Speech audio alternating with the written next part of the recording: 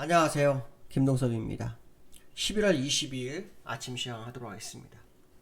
새해가 끝난 미국 시장은 하락 마감하는 모습이었죠. 장중에 다우는 상승도 하는 모습이 있었지만 결국 하락 마감했습니다. 24일날 추수감사절 휴장이고요. 25일날은 오전장만 근무를 하죠. 미국이 하락하게 된 이유는 여러가지 이슈가 있는데요.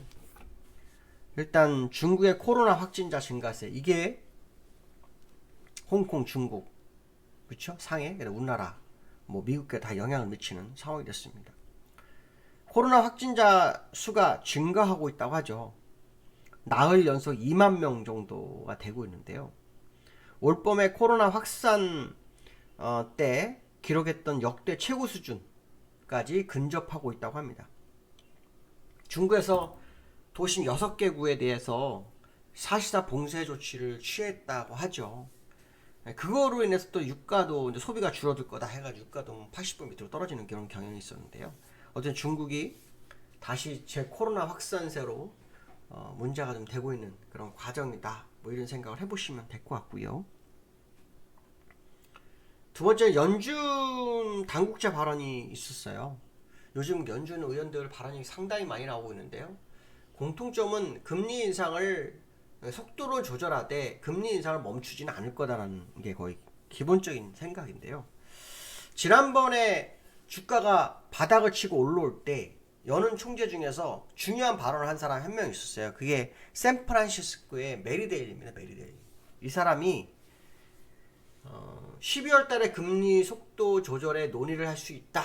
이런 얘기가 나오면서 자이언트 스텝은 안 하고 빅 스텝이구나. 이런 분위기. 그리고 잘하면은 경기 침체가 와서 금리 인하도 가능하겠는데? 이런 식의 분위기가 있었다고 합니다. 그래서 그것이 주가를 끌어올렸고 그 당시에 중간선거까지만도 나오면서 끌어올렸죠. 그래서 소비자 물가지수가 시장에 전혀 반영을 안 했고 나중에 소비자 물가지수가 약간 둔화된 거는 또 시장의 반영 폭등까지 끌고 가는 그런 상황까지 왔었는데요. 그때 그가 메리데일리가 이번에 발언을 다르게 하고 있습니다. 12월에 금리 인상 속도와 관련해서 어떤 것도 테이블에서 내려놓기에는 이르다 이렇게 얘기를 합니다. 와, 한 2달 만에 생각이 바뀌었습니다. 발언이 달라졌습니다. 발언이. 이건 또 뭐지? 라는 생각이 많이 들었거든요. 중요한 것은 뭐냐면 시장의 상승에 불을 지폈던 메리데일리가 생각을 바꿨다. 이게 키포인트죠. 얼마 전에 제임스 블라드가 금리 점도표를 통해서 금리 최종 목표치를 7%까지 제시하는 그런 모습이 나왔었는데 그 이후로 메리데일리 생각이 바뀌었다는 거죠. 결국은 시장의 금리 인상이 더 될 것을 우회적으로 알려주는 거 아니냐.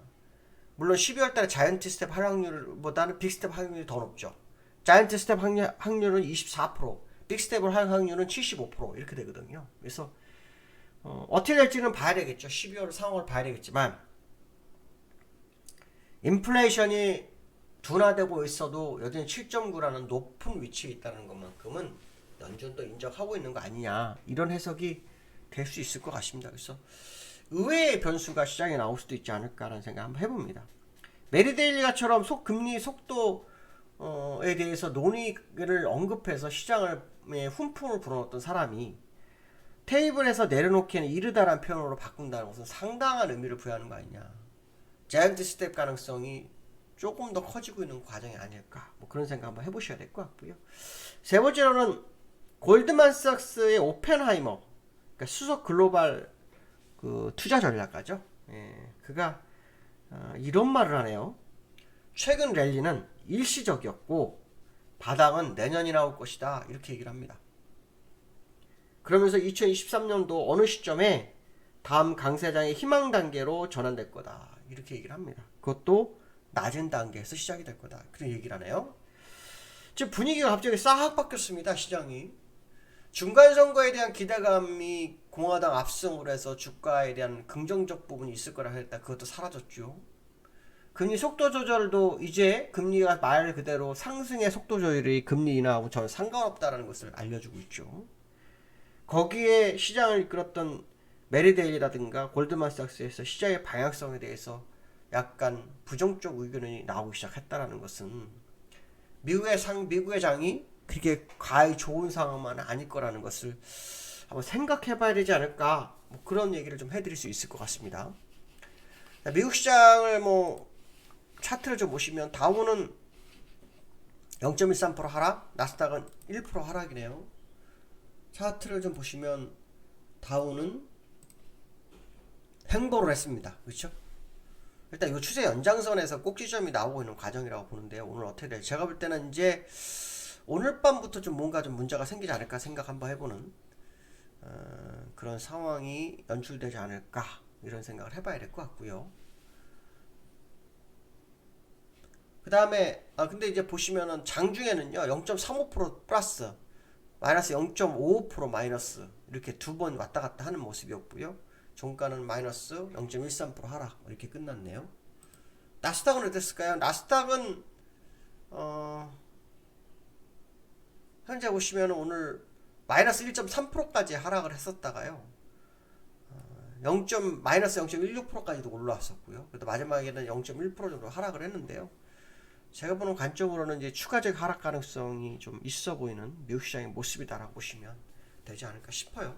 특히 아까 말씀드린 것처럼 시장의 상승 동력이었던 금리 인상 속도 조절을 제시했던 메리딜리의 발언의 변화, 그다음에 골드만삭스의 약간 시장에 대한 부정적 의견, 뭐 이런 것들이 시장을 약간 흔들 수 있는 조건으로 만들어가고 있는 거 아닐까라는 생각도 한번 해보실 필요성이 있고요. 그 다음에 원달러가 여기에서 1360원 터치를 했어요. 61원까지 갔었더라고요. 59원에 끝났는데요. 원달러가 어떻게 될지 좀 봐야겠죠. 왜냐면 지난번에 너무 급속도로 떨어졌잖아요. 지난번에 급속도로 떨어졌기 때문에 이번 어떻게 될지 한번 확인해야 되겠죠. 제가 볼 때는 환율이 지난번 떨어진 것은 좀 의외였다라고 생각을 하거든요. 지난번에 뭐 이런 얘기도 있었죠. 일본이 큰 돈을 써서 엔화를 하락시켰는데 그때 우리나라 같이 하락한 상황이 됐는데, 결국 금리 인상 시기가 계속 진행되고 있다고 한다면 환율은 올라갈 수밖에 없지 않을까 싶어요. 그래서 아마 더 상승 이격을 넓히기 위한 과정이었을 확률을 한번 열어두고 봅니다. 특히 주봉과 월봉에서는 목표치를 채웠다고 하기 어렵거든요. 주봉과 월봉에서는요. 그래서 이 부분을 본다 그러면은 상당히 중요한 시점에 환율이 도달하고 있는 상황이다라고 보시면 될 것 같고, 큰 변화의 흐름이 이제 나타날 수도 있다는 생각을 해본다 그러면 환율은 하락보다 상승 쪽에 무게가 실린다고 봐야 될 것 같고, 상승이 된다고 한다면 주가는 약간 흔들릴 수 있겠죠. 위험자산과 환율은 반비례하니까요. 그 부분도 한번 생각해 보실 필요성이 있고요. 코스피가 얼마 전에 2499까지 갔다가 지금 2416인가요? 거기까지 밀렸죠? 어저께 2419. 이게 어떻게 될지 오늘 봐야겠죠. 오늘 2419. 환율이 많이 오른다면 코스피는 약간 내려올 확률이 높다고 말씀드렸는데요. 제가 보는 관점으로는 코스피는 지난번에 반등 종료가 좀 된 것으로 판단하고 있거든요. 그래서 오늘 뭐 21선까지 갈지는 모르겠지만 21선 싸움이 한번 이루어지지 않을까.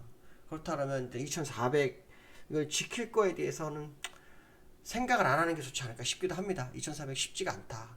어쨌든 미국도 이번 랠리를 일시적으로 판단하고 있는 상황 속이라면 국내장은 미국과 똑같이 갔기 때문에 그걸 믿기에는 좀 부담스러운 상황이 아닐까라는 생각 한번 해보셔야 될 것 같고요. 시총 상위 종목들의 흐름이 상당히 좋지만 않다라는 거, 그러니까 이것도 한번 생각을 한번 해보실 필요성이 있겠다, 이렇게 말씀드릴 수 있을 것 같습니다. 자, 오늘 여기까지 하겠습니다. 감사합니다.